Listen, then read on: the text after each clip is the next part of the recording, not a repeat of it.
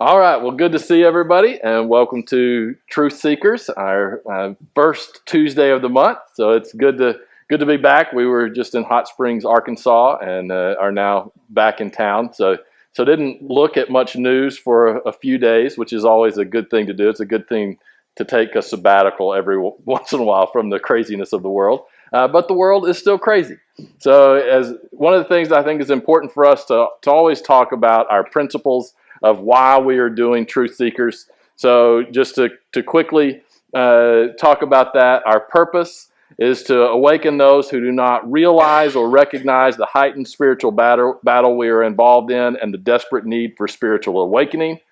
And along with that, to equip ourselves to engage in the current spiritual battle by putting on the full armor of God. And so that's our purpose, and it's kind of what we're going to be talking specifically about about the spiritual battle that's going on today. But also just some basic principles that we seek truth through a biblical worldview and a relationship with the one true God. And all of those words are important. It's not a God, it's the one true God, and that we humbly seek that truth because we do recognize we could be wrong in our human understanding. So we have to be humble in that. Second principle is we are compelled to engage our society and leaders in defense of the truth against any evil ideology designed to sow chaos, division, and destruction. Again, you see the word truth in a lot of these. Obviously, that's one thing that I think that's the one thing that we can control. People ask, what can you do whenever you're in a world that's kind of chaotic? Well, you can make sure that you are seeking truth and then following truth, and that whenever you're trying to hold people accountable, you're holding them accountable to the truth, not just because it's a different ideology from you. The original founding principles found in the Declaration of Independence and Constitution are consistent with and supportive of the truth. They are not the truth in themselves, right? They don't become biblical documents, but we do talk about our country in relationship to what's going on. So we've talked quite a bit about how they do reflect a biblical worldview overall. Liberty is more important than safety or security and reflects a biblical worldview. So liberty is important. But we understand that with liberty, you still have to have order, and and balancing that is something that we spend a lot of time discussing. Our battle is not with our neighbors. We treat all with respect, right? This is a spiritual battle. So those people who disagree with us, we have to resist seeing them as the enemy.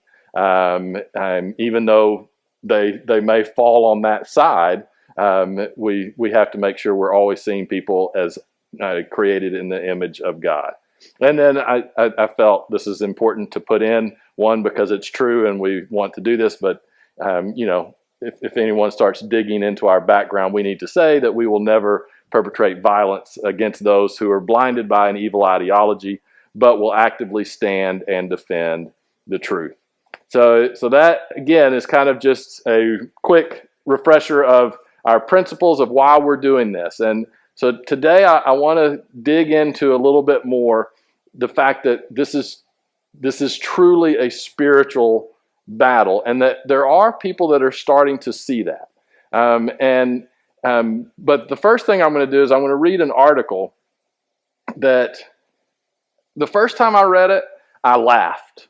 And I was like, this is just so stupid. This is ridiculous. And then the second time I read it, I became a little more terrified. It's like, oh my gosh, the people are actually believing this. And this is a clear sign that we're in a spiritual battle, and that most people, Christians and non as well, don't recognize that. And a lot of people don't realize they're actually fighting on the evil spiritual side, right? And they would never think that they would do that, but they actually are. And so this is an article that was written, it was published in Time magazine, and the article was called "A Case for Making Earth Day a Religious Holiday." So this was written just a couple of weeks ago. I can't remember when Earth Day was. It was just a couple of weeks ago. This was written by two professors. They are obviously environmentalists. One of them was nominally Jewish. This is how they characterize themselves. I don't know how are you nominally Jewish? I guess so. When it's convenient, you're Jewish. When Hitler comes around, nope, not Jewish. I don't know. I don't know how that works. The other is a recovering Catholic. So that's what he says. So they have a connection with religion. I'm actually going to read a lot of this article, the second half of the article, but it starts off. It says if the Super Bowl is America's unofficial national day of celebration, Earth Day is the collective yawn that brings a shrug. So I thought it was interesting, one, that it connects how much energy we put into the Super Bowl, but we neglect Earth Day. As Christians, I've heard the analogy, look at how many people will come to a Super Bowl party, but won't come to church, right? Kind of making a false comparison, but kind of making that comparison. Look how much people love this silly game, but don't take this religion seriously. Well, they are clearly starting to talk in religious type examples here. It says, so on this 53rd Earth Day, I don't know if you knew that, this last one was the 53rd, we thought it useful to pose what a real Earth Day should represent and how it could form a central time for a new approach to worship. All right, so that would be red flag number one at least.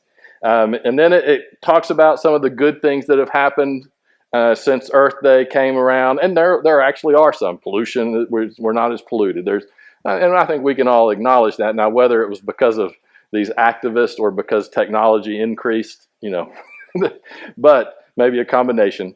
Then it gets down, it says, but Earth Day may have fallen to a victim of its own success. As used to, people actually cared about it. People would go and protest on Earth Day, and they're bemoaning the fact that no one seems to care about Earth Day anymore. It says, even though we face new and seemingly overwhelming environmental issues, the extinction crisis, the toxic chemical crisis, the climate crisis, the acidification of the seas crisis, and the plastics tsunami. Okay? The spirit of the day is no longer mass protest, yet current environmental problems pose existential threats to planetary and societal stability, even to civilization itself. One day out of 365 to mark the entire planet is too far a cry from the reverence and recognition owed to the beleaguered planetary basis for our entire existence, for all known life. Now, that's a pretty heavy and intense view, but that's where they're coming from. Right? So, it says, what would an earth-reverent belief system look like with Earth Day as its center? So now they're getting into kind of this new religion from what they see. And it says, to begin with, let's take a look at what the established religions get right and where we may take a cue. Perhaps the first step might be unearthing the nature-centered origins of our existing religious holidays. Most of us know in the back of our minds that Christmas and Hanukkah fall around the time of the winter solstice. Easter and Passover are celebrated in tandem with the arrival of spring. That Sukkot, that's Jewish, and Diwali, I believe is Hindu, mark harvest and the summer's last warmth. And the Eid, which is Muslim, follows the path of the moon. These holidays have origins in gratitude. Gratitude for the sun returning. Gratitude for the harvest that could avert the starvation winter might bring. Thanks for when it did avert it. We could conceivably reframe these holidays as days of thanks for what the natural world gives and reminders that our responsibility for what remains is an ongoing covenant. Okay. Now, again, they think this is new. Oh, okay. Next, we might look at what religions do to help us form community and mark life's important benchmarks: birth, maturity, marriage, and death. What if we were to come to celebrate these benchmarks for what they are biologically? Birth. Now, this gets a little scientific, but I think I'm pronouncing all this stuff right. Birth, that ecstatic co-joining of atoms and molecules resulting in sentience, might prompt a ritual of truthfully and factually recounting how inanimate becomes animate, instead of or in addition to the bar mitzvahs and confirmations. Would it be too much to expect our children to go beyond the average daily 20 minutes most American children spend outdoors and commit to memory the names and descriptions of local plants and animals, or learn the considerations involved in correctly planting a tree? Again, you're hearing it for the first time. You're laughing. This is my third time. I am deeply concerned. The covenant of marriage might be an opportunity to remind young couples to consider the burden children place upon the planet and to make vows of sustainable patterns of behavior going forward. Death, finally, might be recognized for what it is, a returning of atoms and molecules to the cycle. In the cycle of life, the coming apart is as miraculous a process as the joining. We still don't really know how nothing became something and formed a universe in which random pulses of energy and matter coalesced into beings writing op-eds. In short, there's plenty of mystery to go around. Lastly, we might just need a book. Man, it's like they're taking a religious paradigm to this. The Jewish Torah wraps around the year nicely. From the Simchat Torah to the next, kind of the whole year-long cycle. When we complete the annual reading of the story and start all over again in the same service, creating the feeling of a hermetic year, what if a book like that existed for the earth? What if it were replete with hymns to the world of the living? What if it contained the stories of the prophets of natural earth knowledge, Darwin and Carson, Galileo and Humboldt? I hope I don't get struck down by reading this on this, but I think God understands. What if we came to mark those discoveries as the gradual opening of consciousness to the laws of nature? What if our Bible of the natural world reinforced that a multiplicity of processes and phenomena still remain to be discovered? What if we use that book not to scold our children into following commandments, but rather to light a path forward that encouraged discovery and reverence and gratitude for the relationships that are this planetary spaceship's life support? Are we proposing a whole new religion? We're not quite sure. Maybe an old one. The core of all religious feeling is the sense that we are part of something much larger in space and deeper in time than ourselves. The world is certainly that. At any rate, we do not know that spiritual inquiry, just like scientific inquiry, is not static. Likewise, a whole new continent of scientific knowledge has been revealed to us since America's first and second religious great awakenings. It seems perfectly reasonable and spiritual to us that in a new great awakening, this new knowledge continent be incorporated into a progressive wisdom of life, death, and the universe. In short, we must make nature central to our belief system, with Earth Day or any number of Earth-focused ceremonial days serving as regular reminders of what we owe our home planet. It's symptomatic that many people seek nature in parks or on a dreamt-of photo safari. In a world of commodification, we presume nature must be a commodity accessible by transaction.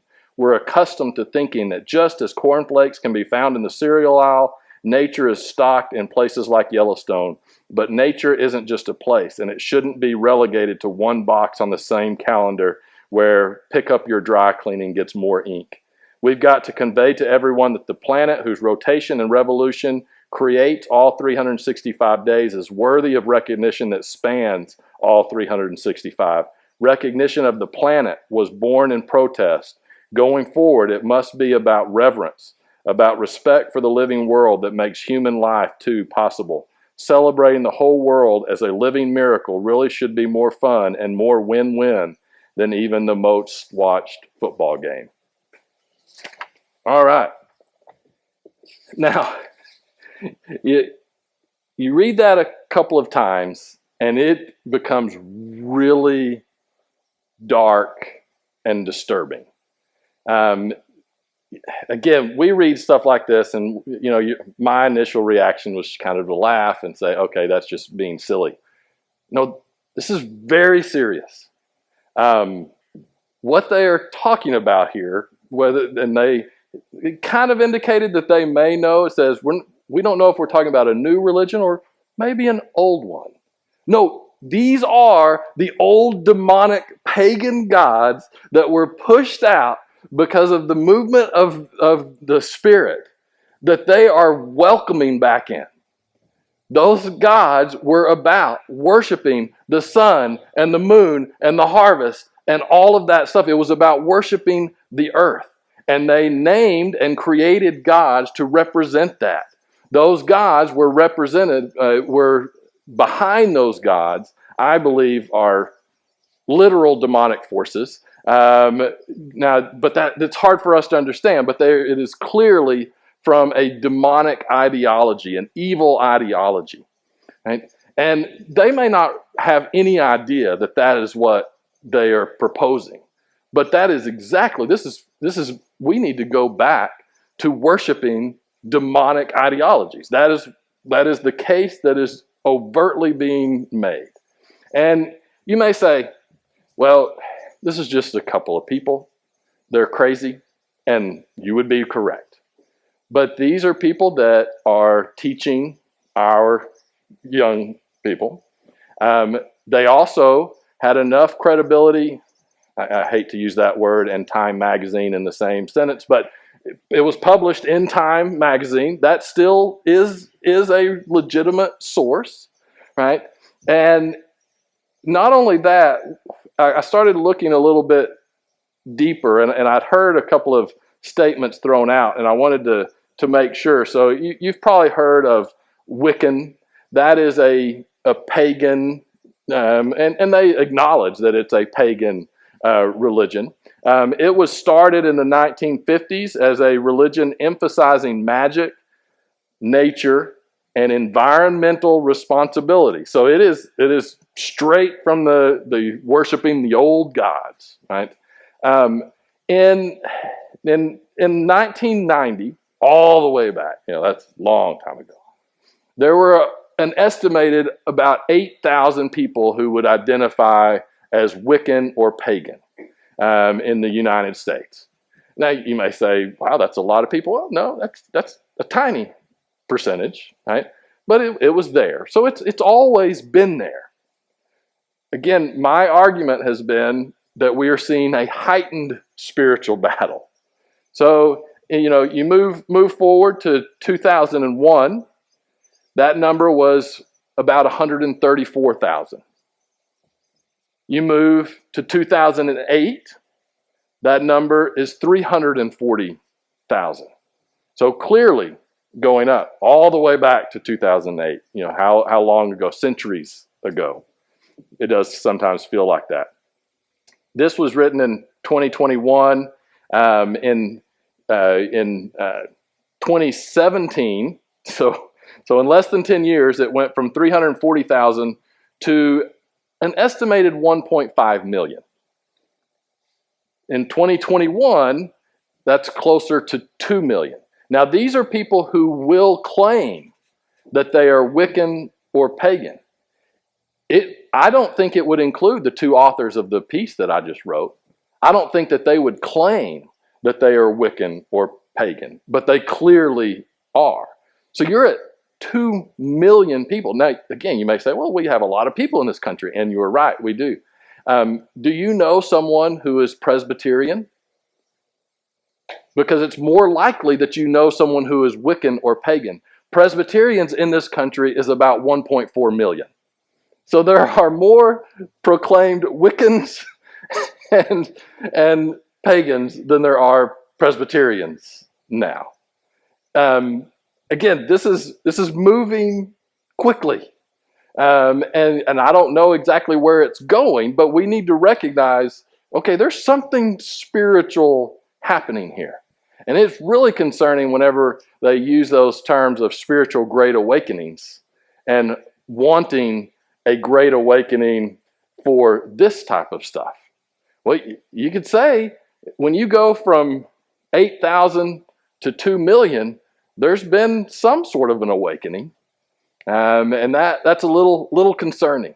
So we need to be aware of this, and I think everyone who's here, and more than likely if you're listening, you've at least already thought of this. But this is something we've got to figure out a way to help people understand that we're not dealing with just political battles. We're not dealing with flesh and blood. There is something deeper behind it, which is why it is so important for us to hold on to truth, and to make sure that we do not start getting led astray, because we're in a world that's trying to do that. And there are more people that are recognizing this. I'm going to show a clip of a guy. His name has definitely been in the news lately, Tucker Carlson. I have never watched Tucker Carlson's show. I have not watched more, other than election nights. I do not watch Fox News at all. I don't watch any news on any of the stations. You know, people just assume, oh, if you're kind of conservative, you must watch Fox News. I never watch Fox News. I know who Tucker Carlson is. I see some of his montages and clips and stuff, and I agree with a lot of the stuff that he says. And then there's some of it that I go, well, I don't know. I'd like to maybe look into. But he's somebody who questions, right? He, of course, was let go, which is interesting, and I'm not making any judgments on that because we don't know. It is very strange, though, whenever your leading earner and most popular host by miles, like not even close, that you just decide to get rid of. That's odd. That announcement came a couple of days after this clip that I'm going to show.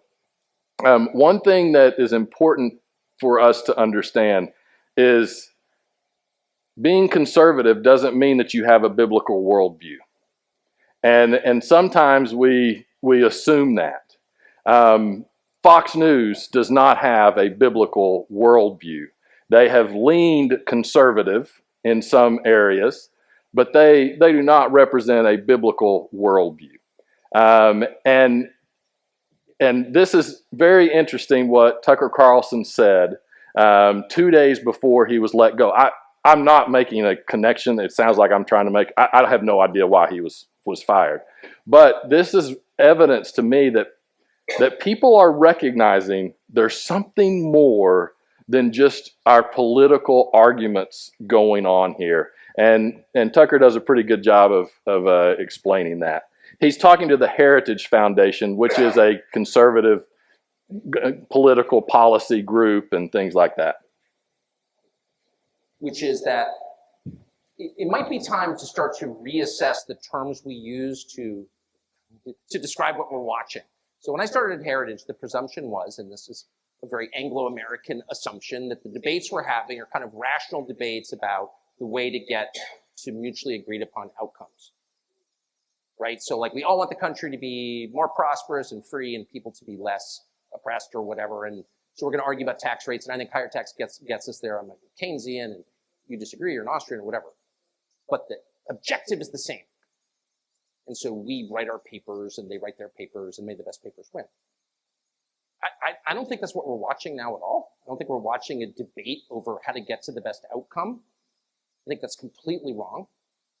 And I've come to this conclusion, and I should say at the outset, I'm an Episcopalian, so don't take any theological advice from me, because I don't have any. I grew up in the shallowest faith tradition that's ever been invented. It's not even a Christian religion at this point, I say with shame. But I'm just saying this as an observer of what's going on. There is no way to assess, say, the transgenderist movement with that mindset. Policy papers don't account for it at all. If you have people who are saying, I have an idea, let's castrate the next generation. Let's sexually mutilate children. I'm sorry, that's not a political debate. What? It has nothing to do with politics. What's the outcome we're desiring here? An androgynous population? Is that really what are we arguing for that? I don't think anyone could defend that as a positive outcome. But the weight of the government And a lot of corporate interests are behind that. Well, what is that? Well, it's irrational. If you say, well, I think abortion is always bad. Well, I think sometimes it's necessary. That's a debate I'm familiar with. But if you're telling me that abortion is a positive good, what are you saying? Well, you're arguing for child sacrifice, obviously.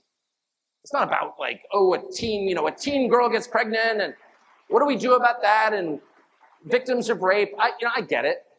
Of course I understand that. And I have compassion for everyone involved. But when the Treasury Secretary stands up and says, you know what you can do to help the economy? Get an abortion. Well, that's like an Aztec principle, actually. There's not a society in history that didn't practice human sacrifice. Not one. I checked. Even the Scandinavians, I'm ashamed to say. It wasn't just the Mesoamericans, it was everybody. So that's what that is. Well, what's the point of child sacrifice? Well, there's no policy goal entwined with that. No, that's a theological phenomenon. And that's kind of the point I'm making. None of this makes sense in conventional political terms. When people or crowds of people, or the largest crowd of people at all, which is the federal government, the largest human organization in human history, decide that the goal is to destroy things, destruction for its own sake. Hey, let's tear it down. What you're watching is not a political movement, it's evil. So if you... Welcome to the spiritual battle, Tucker Carlson, right?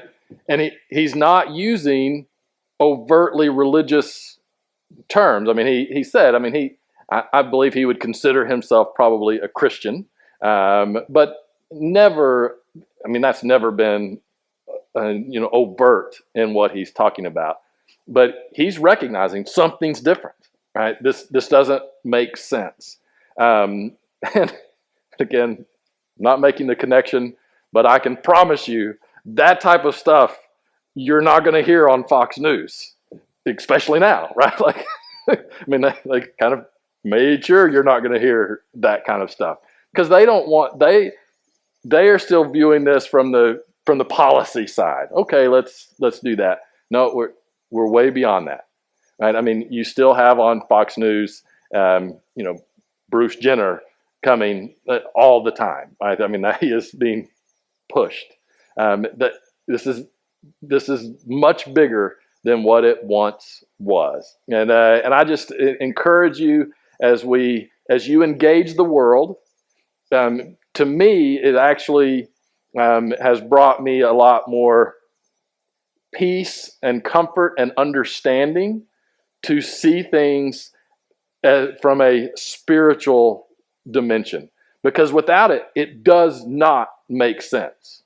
And so you either go crazy or you just decide, well, I'm wrong, so I'm just going to adopt the new science, right? So those are your two options. Or you realize, no, this is a spiritual battle. And so there are people that are being blinded because they are being convinced that things are true that are not true. And it's important for us to know that that's the battle we're in, because you're never going to be able to fight a battle if you don't recognize that you're in one. And we also have to recognize it's important how we fight, because Satan will twist every way that we try to do it to work against us. So you have to be smart, and sometimes it's just in small. Just do the next right thing, right? Just keep standing up for the truth. And then there'll be opportunities that, oh, no, you know what? I can stand up and do something here. But until then, we prepare ourselves and we make sure that we recognize we are in a spiritual battle always, and that you are susceptible to it. So don't let your guard down. All right? Hope that you have a wonderful week, and we'll see you in the third Tuesday, so 2 weeks. We'll see you then.